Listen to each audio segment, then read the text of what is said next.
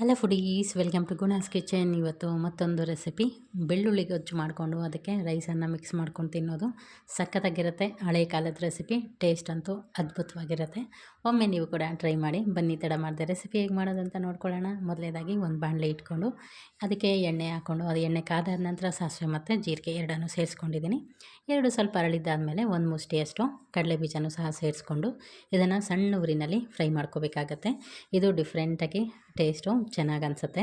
ಒಮ್ಮೆ ಟ್ರೈ ಮಾಡಿ ನೋಡಿ, ನಿಮಗೂ ಸಹ ತುಂಬಾ ಇಷ್ಟ ಆಗುತ್ತೆ. ನೋಡಿ, ಕಡಲೆ ಬೀಜ ಚೆನ್ನಾಗಿ ಫ್ರೈ ಆಗಬೇಕು. ಇದಾದ ನಂತರ ಇದನ್ನು ಒಂದು ಪ್ಲೇಟ್ಗೆ ಎತ್ತಿಟ್ಕೊಂಡ್ಬಿಡೋಣ. ಏಕೆಂದರೆ ಇದು ಸಾಫ್ಟ್ ಆಗಬಾರ್ದು, ಕರುಮ್ ಅಂತ ಇದ್ರೇ ಚೆನ್ನಾಗಿರುತ್ತೆ. ನೋಡಿ, ಈಗ ಒಂದು ಹಿಡಿಯಷ್ಟು ಇಲ್ಲಿ ಬೆಳ್ಳುಳ್ಳಿ ಅಥವಾ ಒಂದು ಗೆಡ್ಡೆಯಷ್ಟು ಬೆಳ್ಳುಳ್ಳಿನ ಹಾಕ್ಕೋಬೇಕಾಗತ್ತೆ. ಸ್ವಲ್ಪ ಕ್ರಷ್ ಮಾಡಿಬಿಟ್ಟು ಸೇರಿಸ್ಕೊಂಬಿಡಿ. ಇದನ್ನೇನು ಹೆಚ್ಚೋದೇನು ಬೇಕಾಗಿಲ್ಲ, ಕುಟಾಣಿಯಲ್ಲಿ ಜಸ್ಟ್ ಹಾಗೆ ಕ್ರಷ್ ಮಾಡಿ ಸೇರಿಸ್ಕೊಂಡ್ರೆ ಆಯಿತು. ಇದು ಫ್ಲೇವರ್ ಚೆನ್ನಾಗಿ ಬಿಟ್ಕೋಬೇಕು, ಅಲ್ಲಿ ತನಕ ಇದನ್ನು ಫ್ರೈ ಮಾಡ್ಕೋಬೇಕಾಗತ್ತೆ. ಇದು ಸ್ವಲ್ಪ ಫ್ರೈ ಆಗಿದ್ದಾದಮೇಲೆ ಇದಕ್ಕೆ ಹೆಚ್ಚಿರ್ತಕ್ಕಂಥ ಈರುಳ್ಳಿ, ಹಾಗೆಯೇ ಕರಿಬೇವು, ನಂತರ ಒಣಮೆಣಸಿನ್ಕಾಯಿ ಇಷ್ಟನ್ನು ಸಹ ಸೇರಿಸ್ಕೋಬೇಕಾಗತ್ತೆ. ಇದು ಸೇರಿಸ್ಕೊಂಡು ಒಮ್ಮೆ ಚೆನ್ನಾಗಿ ಇದನ್ನು ಬಾಡಿಸ್ಕೊಳ್ಳೋಣ. 1-2 ನಿಮಿಷ ಇದನ್ನು ಫ್ರೈ ಮಾಡಿಕೊಂಡ್ರೆ ಆಯಿತು. ಬೆಳಗಿನ ತಿಂಡಿಗೆ ದಿನ ಏನು ಮಾಡೋದು ಅಂತ ಟೆನ್ಷನ್ ಇರುತ್ತಲ್ಲ, ನಮ್ಮ ಚಾನೆಲ್ನ ಫಾಲೋ ಮಾಡಿ. ಎವ್ರಿಡೇ ನಿಮಗೆ ಹೊಸ ಹೊಸ ರೆಸಿಪೀಸ್ ಅನ್ನೋದು ಸಿಗ್ತಾ ಹೋಗುತ್ತೆ. ಈಗ ನೋಡಿ, ಒಂದೇ ಒಂದು ಟೊಮೊಟೊನ ಹೆಚ್ಚಿದ್ದೆ, ಅದನ್ನು ಸಹ ಸೇರಿಸ್ಕೊಂಡಿದ್ದೀನಿ. ಸೇರಿಸ್ಕೊಂಡು ಒಮ್ಮೆ ಇದನ್ನು ಮಿಕ್ಸ್ ಮಾಡ್ಕೊಳ್ಳೋಣ. ಟೊಮೊಟೊ ಬೇಯಬೇಕಲ್ಲ, ಹಾಗಾಗಿ ಸ್ವಲ್ಪ ಉಪ್ಪನ್ನು ಸಹ ಸೇರಿಸ್ಕೊಂಡಿದ್ದೀನಿ.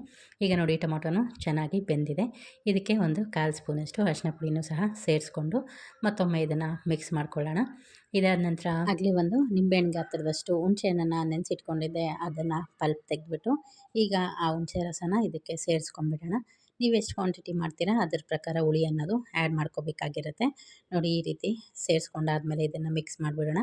ಚೆನ್ನಾಗಿದು ಕುದಿಬೇಕಾಗತ್ತೆ. ಹುಣಸೆ ಹಣ್ಣಲ್ಲಿರ್ತಕ್ಕಂಥ ಹಸಿ ವಾಸನೆ ಎಲ್ಲ ಹೋಗಬೇಕು, ಅಲ್ಲಿ ತನಕ ಇದನ್ನು ಫ್ರೈ ಮಾಡಬೇಕು.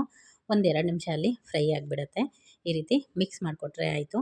ಇದು ಚೆನ್ನಾಗಿ ಕುದ್ಮೇಲೆ ಮೇಯ್ನ್ ಇಂಗ್ರೀಡಿಯೆಂಟು ಇದರಲ್ಲಿ ಸಾರಿನ ಪುಡಿ, ಅಂದರೆ ನಾವು ಬೇಳೆ ಸಾರಿಗೆ ಬಳಸ್ತೀವಲ್ಲ ಆ ಸಾರಿನ ಪುಡಿ, ಅದನ್ನು ಸಹ ಇಲ್ಲಿ ಸೇರಿಸ್ಕೋಬೇಕಾಗತ್ತೆ. ಸುಮಾರು ಇಲ್ಲಿ 4 ಸ್ಪೂನಷ್ಟು ಸಾರಿನ ಪುಡಿ, ಬೇಳೆ ಸಾರಿಗೆ ಬಳಸ್ತಕ್ಕಂಥ ಪುಡಿ ಏನಿದೆ ಅದನ್ನು ಸೇರಿಸ್ಕೊಂಡಿದ್ದೀನಿ. ಈ ರೆಸಿಪಿ ನಾನು ಆದಷ್ಟು ಬೇಗ ಶೇರ್ ಮಾಡ್ತೀನಿ. ಈಗ ನೋಡಿ, ಇದನ್ನು ಹಾಕ್ಕೊಂಡು ಒಮ್ಮೆ ಮಿಕ್ಸ್ ಮಾಡ್ಕೊಳ್ಳೋಣ. ಇದು ಅಷ್ಟೇ, ಎಲ್ಲ ನಾವು ಹುರಿದುಬಿಟ್ಟು ಪುಡಿ ಮಾಡಿರೋದ್ರಿಂದ ತುಂಬ ಹೊತ್ತು ಬೇಯಿಸ್ಬೇಕಂತ ಏನಿಲ್ಲ. 1 ನಿಮಿಷದ ತನಕ ಚೆನ್ನಾಗಿ ಇದನ್ನು ಒಗ್ಗರಣೆಯಲ್ಲಿ ಬಾಡಿಸ್ಕೊಂಡ್ರೆ ಆಯಿತು. ಇದು ಗಟ್ಟಿಯಾಗ್ತಾ ಬರುತ್ತೆ 1 ನಿಮಿಷದಲ್ಲಿ, ಏಕೆಂದರೆ ಇದರಲ್ಲಿ ಸಾಕಷ್ಟು ಕಾಳುಗಳೆಲ್ಲ ಬಳಸಿರೋದ್ರಿಂದ. ಈ ಹದದಲ್ಲಿ ನೀವು ರುಚಿಗೆ ತಕ್ಕಷ್ಟು ಉಪ್ಪನ್ನು ಸೇರಿಸ್ಕೊಂಬಿಡಿ. ನೋಡಿ, ಇಷ್ಟು ಗಟ್ಟಿ ಆಯ್ತಲ್ಲ. ಈಗ ಇದಕ್ಕೆ 1 ಟೇಬಲ್ ಸ್ಪೂನಷ್ಟು ನೀರನ್ನ ಸೇರಿಸ್ಕೊಳ್ಳೋಣ. ಎಣ್ಣೆ ತೇಲ್ಕೊಂಬರಬೇಕು, ಅಲ್ಲಿ ತನಕ ಇದನ್ನು ಫ್ರೈ ಮಾಡಬೇಕಾಗತ್ತೆ. ಮತ್ತೊಂದು 2-3 ನಿಮಿಷ ಓಪನ್ನಾಗಿ ಬೇಯಿಸಿದ್ರೂ ಆಯಿತು, ಅಥವಾ ಮುಚ್ಚಳ ಮುಚ್ಚಿ ಬೇಯಿಸಿದ್ರೂ ಅದು ಎಣ್ಣೆ ಅನ್ನೋದು ತೇಲ್ಕೊಂಬರುತ್ತೆ. ಅಲ್ಲಿ ತನಕ ಇದನ್ನು ಫ್ರೈ ಮಾಡ್ಕೋಬೇಕಾಗತ್ತೆ. ನೋಡಿ, ಎಣ್ಣೆ ತೇಲ್ ಬರ್ತಾಯಿದೆ. ಇಷ್ಟು ಬೆಂದರೆ ಸಾಕಾಗುತ್ತೆ. ಫೈನಲಿ ಕೊತ್ತಂಬರಿ ಸೊಪ್ಪು, 1 ಹಿಡಿಯಷ್ಟು ಕೊತ್ತಂಬರಿ ಸೊಪ್ಪನ್ನು ಸಣ್ಣದಾಗಿ ಹೆಚ್ಚಿಬಿಟ್ಟು ಅದನ್ನು ಸಹ ಸೇರಿಸ್ಕೊಂಡು ಮತ್ತೊಮ್ಮೆ ಮಿಕ್ಸ್ ಮಾಡ್ಕೊಳ್ಳೋಣ. ಆಲ್ರೆಡಿ ನಾವು ಮುಂಚೆನೇ ಕಡಲೆ ಬೀಜ ಹುರಿದ್ಬಿಟ್ಟು ಸೈಡಿಗೆ ಇಟ್ಟಿದ್ವಿ ಅಲ್ವಾ, ಅದನ್ನು ಸಹ ಸೇರಿಸ್ಕೋಬೇಕಾಗತ್ತೆ.